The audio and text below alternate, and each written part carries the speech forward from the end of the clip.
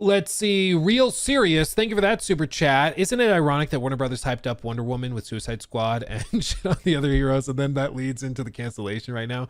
Dug their grave. So one of the stories of the Wonder Woman game has been that the executives within Warner Brothers were indecisive, but they also simultaneously micromanaged everything, which, I hear you, doesn't make sense, because it doesn't. But that's how they would do it. They would literally tell, like Monolith, we have to approve your game's new direction. And they say, okay, we want to do this, this, and this. We want to have sort of a dynamic nemesis system, but it's directly tied to the story. So the story itself changes based on your actions and remembers actions you took, kind of like an RPG on steroids. And Warner Brothers were like, okay, but that doesn't have one of our big IP in it. So no. Monolith's like, okay, well, interesting. Well, let's shake it up then. Let's try to do something else. And they pitched a bunch of different ideas. But this is in like the 2020, 2021 era, middle of COVID. And this Haddad guy who is heading up the games division at Warner Brothers, he just like wouldn't respond to emails. There's reporting that he was just like totally disconnected. It would take teams weeks to hear back from him and his executive team, just like totally disconnected. I don't know if he was just mentally checked out. I don't know if he was just on vacation the whole time, just cashing the paycheck. I have no idea, but apparently he just didn't really do anything. And so they could never get anything greenlit until finally they're like, okay, we'll do the Wonder Woman game. And they try that. It's a disaster. It doesn't work. And as I pointed out in my video that I put up last night, and I've talked about it on stream before, Warner Brothers came out and disclosed in late 2023, it was like November 16th of 2023, they came out and said, we are not doing a live service with Wonder Woman. This is a single player, third person adventure game featuring the Nemesis system. It's going to be great. And then we find out from Jason Schreier like 3 weeks ago that actually the game was rebooted fully in early 2024, just a couple of months later. And it was rebooted with a new game director. And in the middle of all of this, Warner Brothers is telling investors, we're going to push for live service on all of our biggest IP. All of our big IP are going to be turned into these living, breathing games we can monetize for years and years and years. So I think there's a really good chance that this was rebooted into a more live servicey game. Suicide Squad launched right after that, was a total disaster, lost him $200 million. And they just realized after working on it for a year that this was going nowhere. And whoever is making the decisions now after Haddad left is like, this doesn't work. It's not going to turn out. And so they shut it all down. So whenever anybody like this is the thing that I've said before, great games don't typically get canceled. There are some occasions where games that look like they had a lot of potential get canceled because of budgetary restrictions or because of outside factors. For example, yeah, we did a video on this.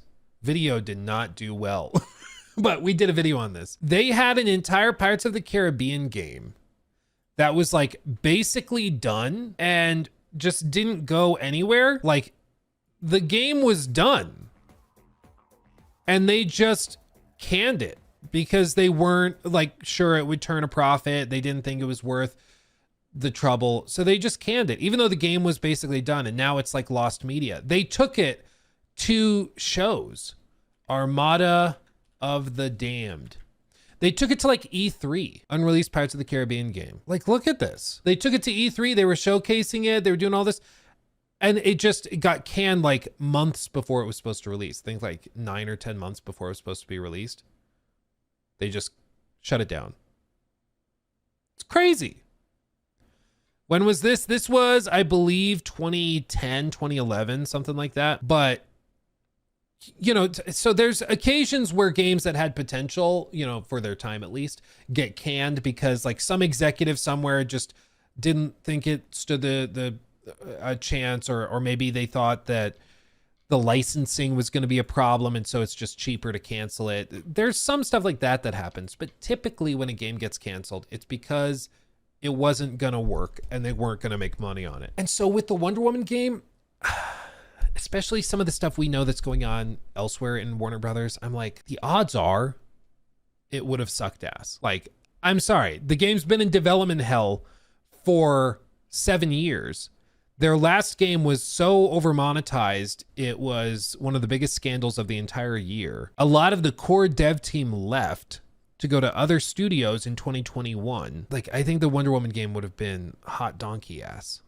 Probably. And I think that the fact that all the people that made Shadow of Mordor, Shadow of War, all those people left when Warner Brothers shut down their previous project and said, no, you have to do this Wonder Woman game. They left. That should tell you they were not happy with the direction they were going. If they thought this new Wonder Woman idea was so good, was going to turn out great, they would have stayed and worked on it. You know, like it still sucks that a lot of talented people lost their jobs, and a lot of people that didn't do anything wrong other than just working on the game they were told to work on. Those people lost their jobs. And I mean, you can even see in this like old video from 7 years ago where Linus toured Monolith. You can see like the offices at Monolith. And all of this has been shut down. But they had spent 7 years and didn't put out a project. And it was still looking like Wonder Woman was another 3 years away, 2-3 years away. The verbiage was always, it's still a few years out. If it's 2 years, you'll say a couple. If it's 1 year, you say a year out. A few years is 3 or more.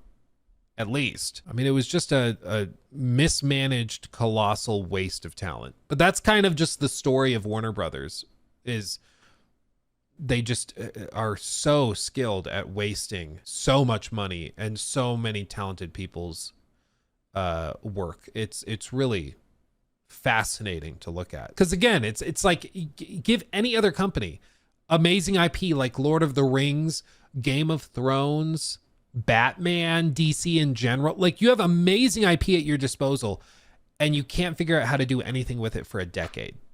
Not to mention the Nemesis system and all of that. It's just an amazing waste. But that's been the story of Warner Brothers, is they just don't know what the hell they're doing. And it's another important thing to remember is a lot of these games are not just about, or a lot of these studios, it's not just about having a cool idea or the money and time to make a game. It's about retaining and preserving talent. Once the talent starts to bail, it's not the same studio. It's just a building, you know? What makes a studio are the people inside. It's why when people are like, ooh, Rocksteady's doing a new Batman single player game. I'm like, okay, but it's not the same Rocksteady that you're thinking of. It's not the same guys that did Arkham City. It's not. Those people are long gone.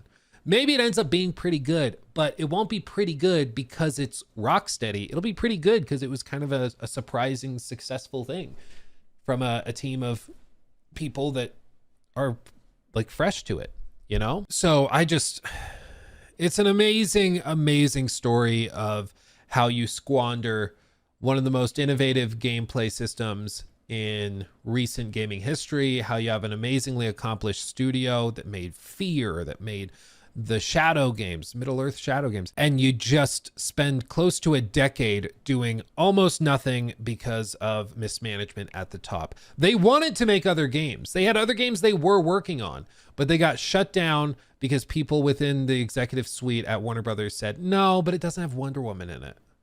Nobody will buy a game if it doesn't have like a big recognizable character in it, even if it's a cool idea. No. Shut it down. So to be clear, all of this stuff, at the end of the day, it's still Warner Brothers executives' fault. And that's what sucks, is that somebody like Haddad, the guy that seemingly is responsible for all of this going sour, he gets to ride off into the sunset. He just like leaves the company, takes his stock options and everything with him, takes his millions with him. But all these people, they just lose their jobs. They lose their jobs, get fired, they have to move somewhere else. They have no idea what they're going to do next. Not because they did anything wrong, but because executives didn't know what the hell they were doing. It's just such a waste. Such a waste. But who knows? Maybe we'll be surprised and like we'll find out that Krafton or Microsoft or somebody's going to swoop in and buy out the studio if they think they have some valuable assets and stuff.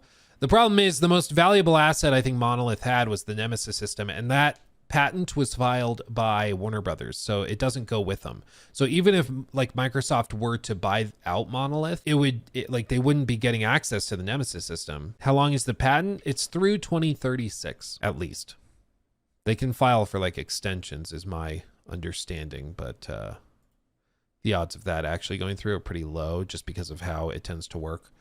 But yeah, here you go. Nemesis characters, forts, social vendettas, and followers in computer games. Very large patent name, filed and assigned to Warner Brothers Entertainment Incorporated. It was initially filed in 2016, and it is valid through August 11th, 2036. Can't just rename it. No, the point of a patent is you're not just patenting the name of something. That's a trademark, I think is what you're thinking of. A patent specifically like claims the rights to a system, a process, an engineering design. You know, like what they're patenting here is how the Nemesis system works, how the math works, how it calculates it. Faction manager, it goes to the extract faction event from combat record. Faction member goes to here. Time passes, player death, then this event triggers. And so they're patenting the system itself. They're not patenting the name. That's not really a thing. A trademark would just be the Nemesis system. Now you can't call it the Nemesis system, but a patent is claiming the rights to that process, to that design. And that's why like through 2036, nobody else can do anything like this. Yeah. The idea of patenting a gameplay system, I think is so asinine and stupid, freaking dumb as hell, but they're allowed to do it. Could they not rent out the patent? They can. So what you can do is you can like sign a deal to license the use of something you've patented. That happens a lot. There's lawsuits constantly between like Apple and Samsung and vice versa, where, oh, this company alleges that this company used a trade secret or a patent that they had. And so there's lawsuits all the time with this. But often what happens is they just sign a deal to be like, okay, we'll settle with you $100 million and we're allowed to keep using the stuff that you had patented. That's just kind of how it tends to work. But the whole reason that Warner Brothers patented it is because they don't want people using it. They don't want other studios making a Nemesis system game, because then that devalues the worth of theirs in their mind. They're like, part of what makes the Middle-earth games so good is that you can't get that Nemesis system anywhere else. If it went fully open and everybody were able to use it, you'd get a Ubisoft, like Assassin's Creed spin-off Nemesis system game. You'd get this, you'd get that. Like it would be all over the place. I would think Fallout would use it immediately.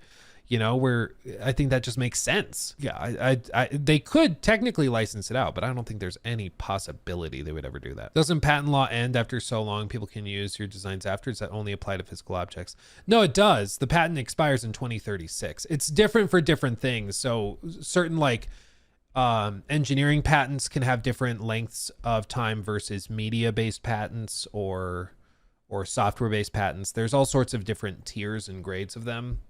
My uncle, his like best friend from college was a patent attorney. Like all he would do was file patents for companies. And one time at like a Halloween party or something, he explained it for like 45 minutes.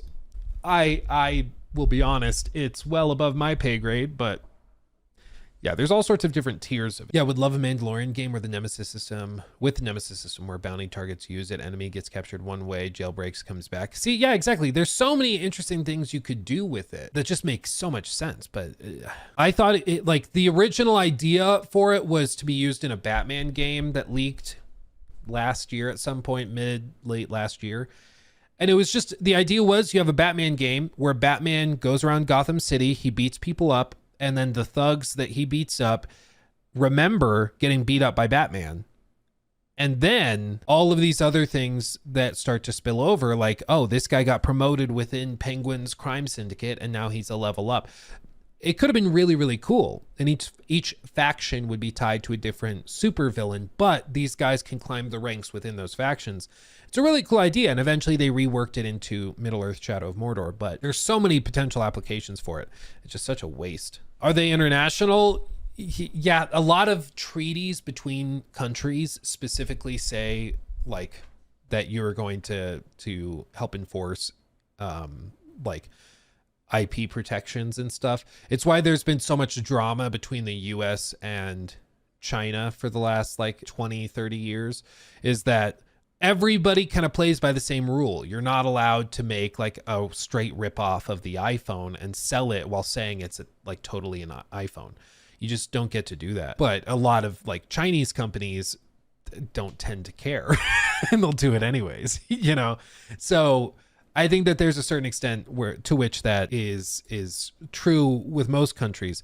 The problem is if you want to do that with a video game, like say some Chinese company wants to use the Nemesis system, they do that and then they try to sell it on Steam. Steam is a country or a company that tends to abide by laws and certain legal standards within the US and EU certainly, and all these other countries.